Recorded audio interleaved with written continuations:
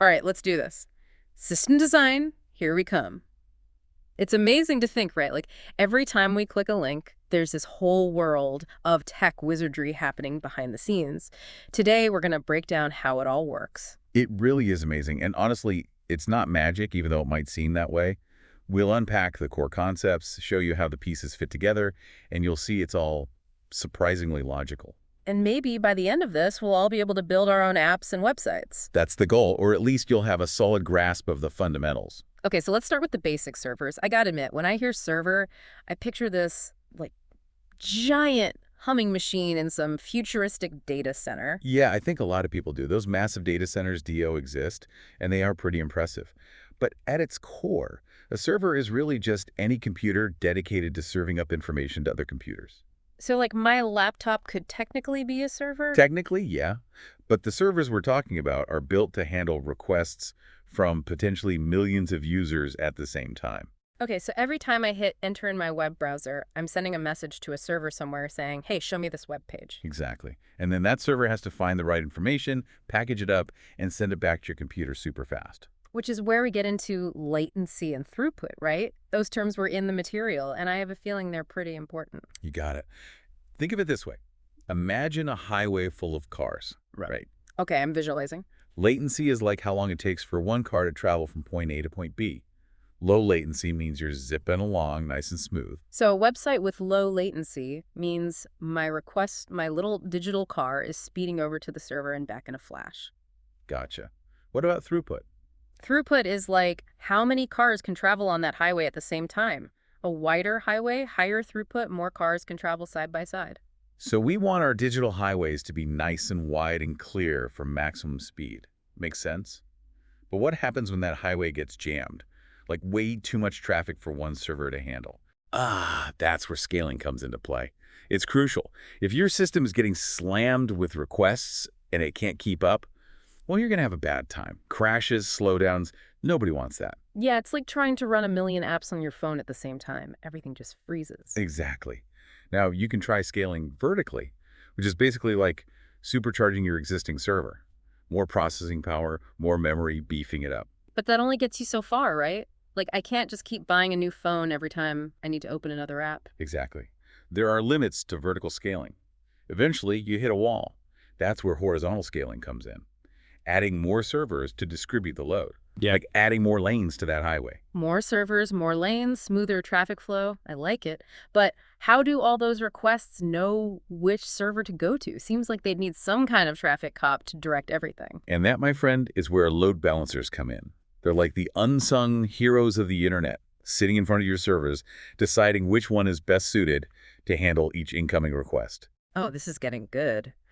The material you sent mentioned different algorithms for load balancing, each with its own strategy for directing traffic, right? Yep. It's all about optimizing performance and making sure things run smoothly. For example, one common algorithm is least connections. Basically, it sends the request to whichever server is currently handling the fewest connections, spreading things out nicely. So like a traffic cop looking for the shortest line at the toll booth. Smart. Makes sense for something like, say, a banking app where every transaction is crucial. Exactly. You wouldn't want any delays there. And that's just one example. There are other algorithms like round robin, which just distributes requests to each server in turn. Wow, so much thought goes into keeping websites and apps running smoothly, even with millions of people all using them at once. It's quite the orchestrated dance. But when you break it down, it's all about understanding the relationship between those servers, latency, throughput, and scaling. Once you get those concepts, you start to see the whole internet in a new light. Totally. It's like peeking behind the curtain and realizing, oh, it's not magic, it's just really clever engineering. Precisely. And speaking of clever engineering, our next stop is the world of databases, the vast storehouses of information that make the internet tick. All right, welcome back. So we've talked about these powerful servers handling all those requests, but they need somewhere to store all that data, right? All the stuff that makes up our digital world. Yeah, like having a super fast delivery system, but no warehouse to put the packages, that's where databases come in. You got it. Databases are the libraries of the internet, holding everything from your social media posts to, well, your whole online life, basically. And just like libraries have different systems for organizing books, we have different types of databases. Right, because not all data is created equal. The material mentioned two main categories, SQL and NoSQL databases. Exactly. And it's super important to choose the right type of database for the job. Think of SQL databases like a traditional library. Those neatly organized shelves, a strict cataloging system, everything in its place. So SQL is all about order and precision. I'm guessing that makes it perfect for things like financial transactions where accuracy is, well, mission critical. You got it. Right. Imagine if your bank was using some haphazard system and accidentally withdrew money from your account twice. Oh man, don't even get me started. I'd be on the phone with customer service for hours. Right. Chaos. So SQL databases are designed to prevent that kind of nightmare scenario. They have what are called ACD properties, Hmm. which basically guarantee that transactions are handled consistently and reliably. ACD properties, huh? Is that like, It stands for atomicity, consistency, isolation, and durability. okay, that makes sense. So it ensures transactions are complete, accurate, and never lost. Precisely. Uh, So yeah, super important for things like banking apps, e-commerce platforms, anything where data integrity is non-negotiable. Gotcha. Okay, but what about NoSQL databases? They sound a little more, I don't know, free-spirited. Yeah, you could say that. Think of a NoSQL database more like a giant, ever-expanding warehouse.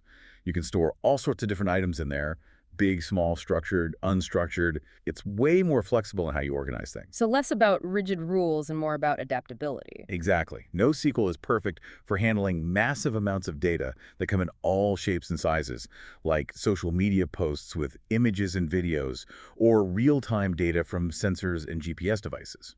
So it's like the difference between a meticulously organized filing cabinet and, I don't know, like a creative brainstorm session. Both valuable, but in different I ways. like that analogy. And both SQL and NoSQL databases can be scaled to handle enormous amounts of data. That's the beauty of it. Speaking of handling lots of data quickly, the research mentioned something called caching, which is supposed to make websites and apps super fast. How does that work? Caching is brilliant. Okay, imagine you have a favorite book that you read all the time. Instead of going all the way to the library every time you want to read it, You just keep a copy on your bedside table? exactly. That's caching. You're storing frequently accessed data in a readily accessible place like a server's memory, so you don't have to go digging through the whole database every time. So it's like having a cheat sheet for the most popular requests. I like it. Exactly. And one of the most popular caching tools is Redis. It's known for its speed and versatility. The Ferrari of caching, some might say. Ooh, the Ferrari. So what makes Redis so special? Well, for one, it stores data in RAM, which is insanely fast to access. So no more waiting for the server to think. Sign me up. Right, and Redis can handle all sorts of data types, Mm. simple text, lists, even complex data structures. It's like a super efficient librarian who can find anything in a snap. Okay, this is making me think about all the different types of data out there. We've got text, numbers, and then there's all that media, content, images, videos, those huge audio files. Where does all that stuff live? It can't all fit in a regular database, right? That's where blob storage comes in. Think of it like a special section of the library dedicated to oversized items, things that wouldn't fit on the regular shelves. Ah, okay. So instead of trying to cram a giant globe or a 3D model into a bookshelf, you give them their own dedicated space. Exactly. These blobs of data, those large media files, need a different kind of storage system. And that's where services like AWS S3 come in. You might even be using blob storage without realizing it. Really? Like how? Think about cloud storage services like Google Drive or Dropbox. Those are using blob storage behind the scenes to handle all those files people are uploading. Wow. So we're basically all blob storage users, whether we know it or not. Pretty much. It's all around us. Okay, so we're getting good at organizing all this digital information, but what about users who are like geographically far away from these servers and databases? How do we ensure everyone has a fast and smooth experience no matter where they are in the world? Ah, that's a great question. And it brings us to the magic of content delivery networks, or CDNs. Imagine if you had libraries in every major city around the world. So no matter where you are, there's a copy of the book you need close by. Exactly. CDNs have these servers all over the place called edge servers that store copies of websites and other content. So when someone requests a web page, they're automatically connected to the nearest edge server. So no more waiting for data to travel across continents. Precisely. It's a total game changer for website performance. And that's just the tip of the iceberg when it comes to making sure your website is fast and reliable for users all over the globe. Okay, my brain is starting to hurt a little, but in a good way. We've covered a lot of ground here, from databases that store information like meticulous librarians to caching systems that speed things up like cheat sheets, and even a global network of content libraries. It's a lot to take in, for sure, but it's all about creating this smooth and efficient flow of information, from servers to databases to users all over the planet. And we're not done yet. Nope, there's more to come. Next up, we're diving into how modern applications are built for flexibility and resilience using microservices and asynchronous programming. Ooh, that sounds intense. I'm ready, though. Bring it on. Okay, we're back and ready to tackle the final frontier microservices and asynchronous programming. Yeah, things are about to get really interesting. I'm excited, but also kind of intimidated. Microservices, everyone's talking about them, but I need that aha moment to really grasp it. I hear ya. It's one of those buzzwords that gets thrown around a lot. But it's a powerful concept. We're basically talking about breaking down a big, complex application into smaller, independent services. So instead of one giant machine, it's more like a well-coordinated team, each with their own area of expertise. Exactly. Think about that massive e-commerce platform we talked about earlier. Instead of building it as one monolithic application, you could have separate services for user accounts, product catalogs, order processing, and so on, each one operating independently but working together seamlessly.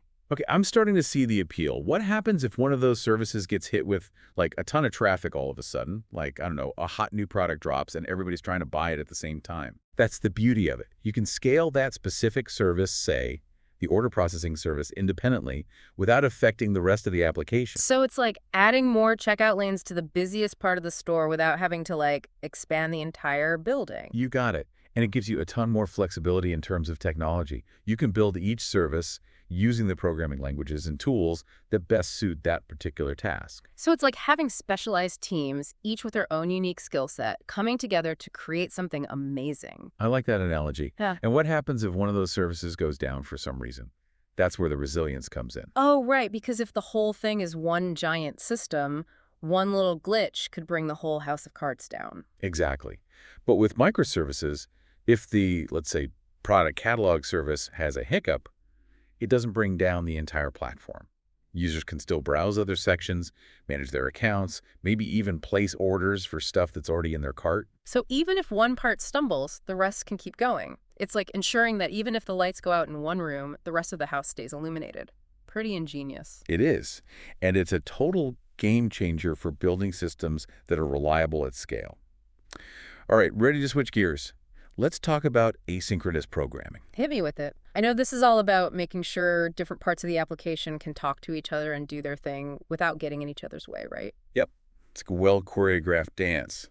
I remember the materials mentioned things like sending emails or processing videos, tasks that can take a while to complete. We don't want the whole app to freeze up while those things are happening in the background, right? Exactly. Imagine you're uploading a video to, a social media platform. That can take a while to process and encode, but you don't want to be stuck staring at a loading screen the whole time. Oh, I've been there. The dreaded spinning wheel of doom. Right. So asynchronous programming lets you, kick off that video upload and then go about your business while the platform does its thing. Ah, okay, so that's how I can still scroll through my feed or whatever while my masterpiece is uploading. Makes sense. And that's where message brokers come into play. They act as intermediaries, allowing different parts of the system to send messages back and forth without having to be directly connected. The research mentioned two main types, message queues and message streams. I'm picturing lines at a busy post office. Am I way off base here? Not a bad analogy. A message queue is like a line where messages are added to the back and processed one by one in order, perfect for tasks that need to be handled sequentially, like processing those video uploads. So like first in, first out. Got it. So what about message streams? Are those more like a continuous flow of information? Precisely. It's more like a live news feed. Multiple consumers can subscribe to the stream and receive updates as they happen. Great for tracking locations, monitoring system metrics, or even processing all those likes and comments on social media as they come in. It's like a team of reporters, each covering their own beat, all contributing to the bigger story. Okay, my mind is officially blown. This is all so fascinating and incredibly complex. It is complex, but all of that complexity serves a purpose, right? It's about building systems that are fast, reliable, and can handle pretty much anything we throw at them. From those initial user requests to the intricate dance of microservices and asynchronous communication, it's all working together behind the scenes to create those seamless digital experiences we all take for granted. Absolutely. And it's a constantly evolving field. There are always new challenges, new technologies, new ways to push the boundaries. That's what makes it so exciting. We've given you a taste of what's possible, and hopefully you're feeling inspired to learn more, maybe even build your own amazing system someday. Keep exploring, keep learning, and keep pushing those boundaries. That's what system design is all about. And that is a wrap on our deep dive into system design. Thanks for joining us, and until next time, happy building.